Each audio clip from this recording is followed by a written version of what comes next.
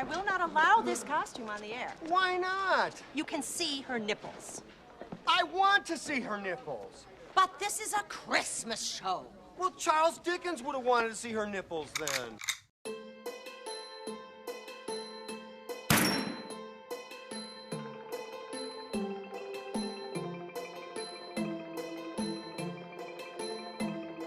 Hello friends, my name is Stevie Cade and welcome to Film Trigger. It is past Thanksgiving, but I am still doing Xmas movie reviews. Xmas movies don't just mean horror movies. Xmas movies can be a darker tone Christmas movie, which is the type of movie we're talking about today. But before we dive into all that, if you could, hit that like, thumbs up button, that subscribe button, and the little bell ding thing so you get notified every time I upload a new video. That's how I'm gonna grow this channel, and I need your help to grow it. So click it.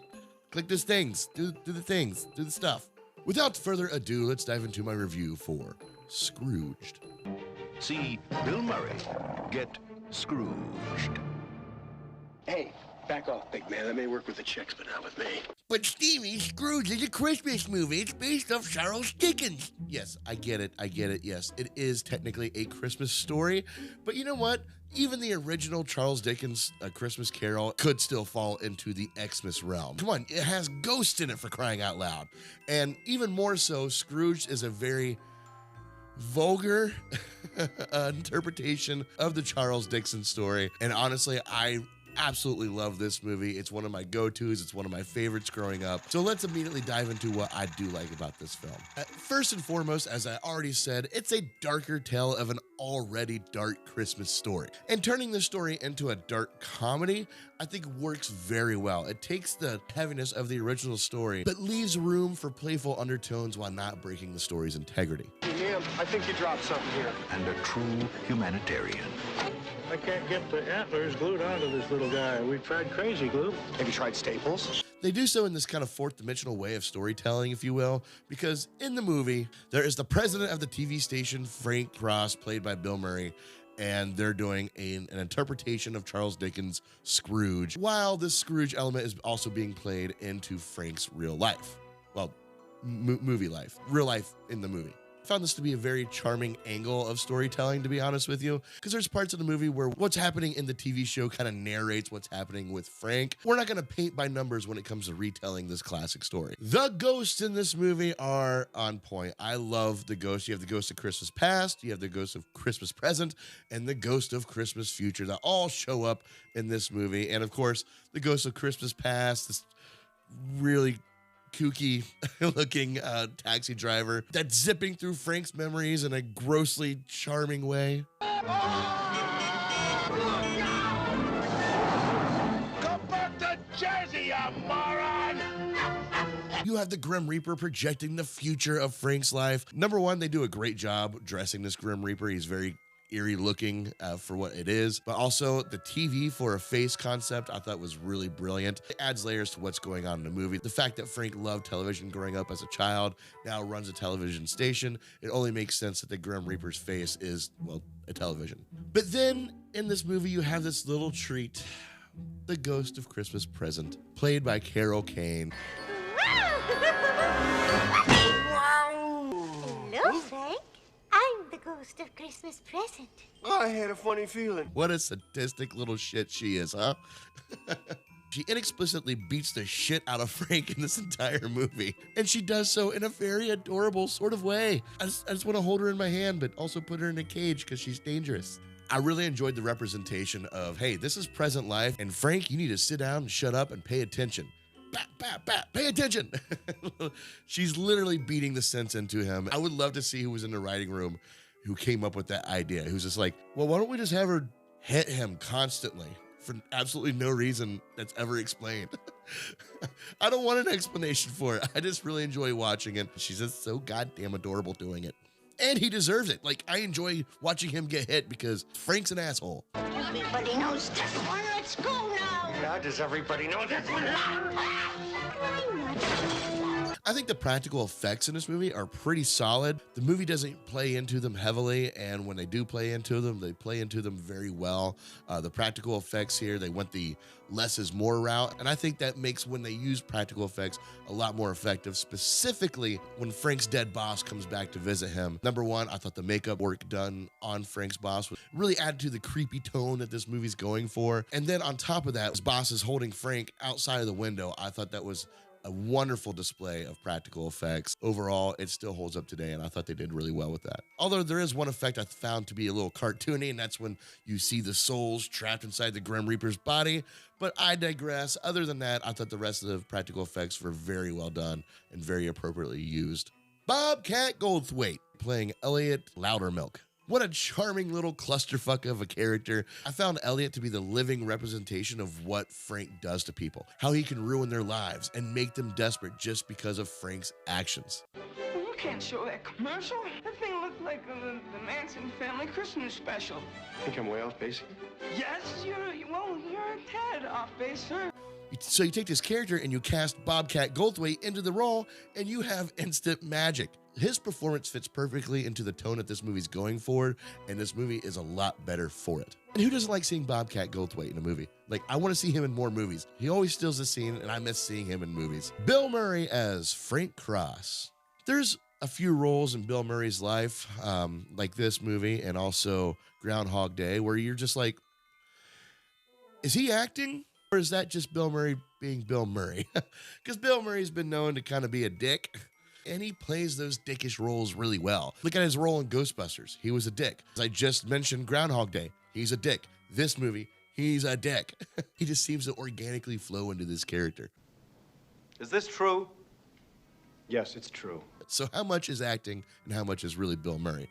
Either way, they definitely hit it home with Frank Cross being this vulgar, just nasty character. He is a ladder-climbing, stone-cold, bitter old Scrooge, and probably the worst iteration of this character that I've ever seen. And by worst, I don't mean like worst portrayal. I mean like he's just the nastiest version of Scrooge I've ever seen a Charles Dickens adaptation. Bill Murray's acting really represents the pettiness and the nastiness of this character.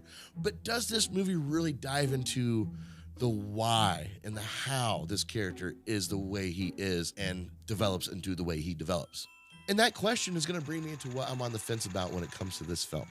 It's an oddity because a lot of this movie is actually focused on Frank's development, but I feel like they just skimmed the surface. They did the top level of explaining some of this stuff, and they left a lot of rich story out of this movie. For example, what happened to get him where he is today? We get a glimpse that he was a television-raised kid. The television was the babysitter. But we never see television actually be a passion of his. It's just suggested because he liked watching TV as a kid. So we're left to fill in those blanks. Oh, he liked TV as a kid, and now he's the president of a TV company. He must like television.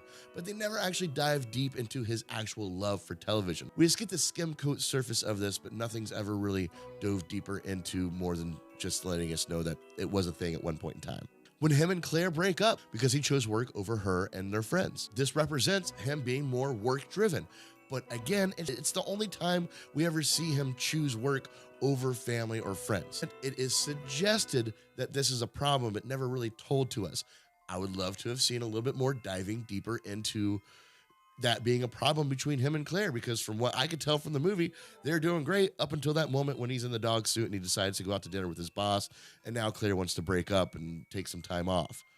And that ultimately ends their relationship. I get it, it moves the story forward, but I feel like there's a lot more buildup we could have had there to make this more impactful, to make us actually really either feel for Frank or Claire, or actually have more disdain for Frank, but we don't. It just kind of stays right there. Okay, he chose work this one time, and that broke them up.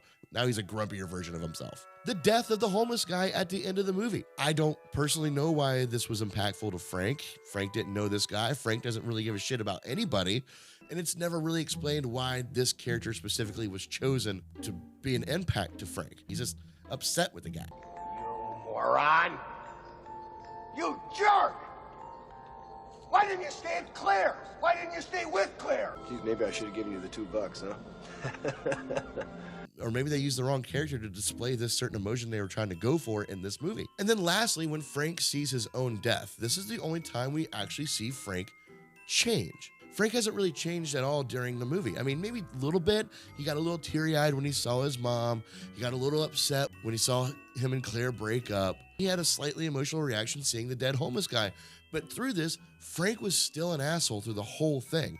You don't see him slowly learning his mistakes. You see him just becoming a dick more and more. And then when he sees that he dies, that's what changes him.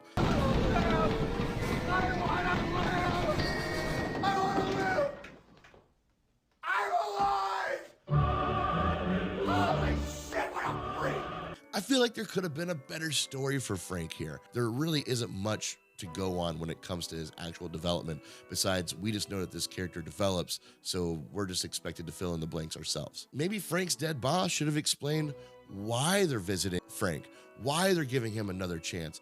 And I know I'm harping on this quite a bit, but I think this is the biggest missed opportunity in this film, is learning more about Frank. How did he get into his position at work?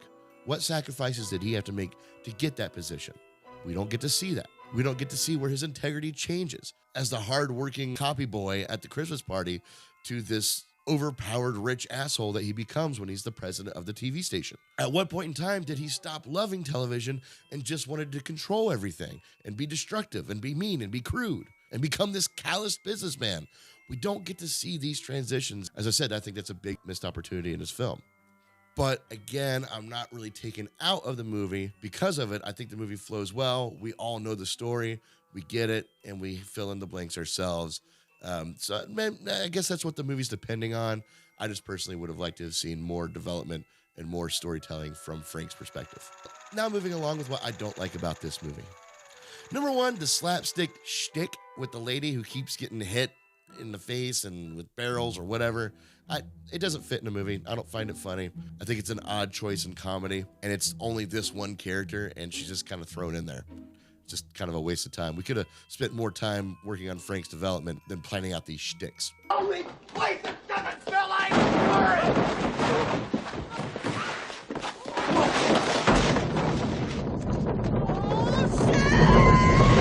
Another thing I don't like is when Eliot shows up with the shotgun at the end.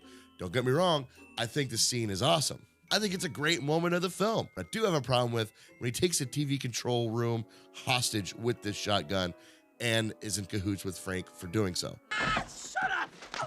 Don't touch that dial and stay out! But, I don't think you're gonna be president tomorrow. No matter how this movie ends, the positive singing at the end, whatever, Frank and Eliot are going to prison.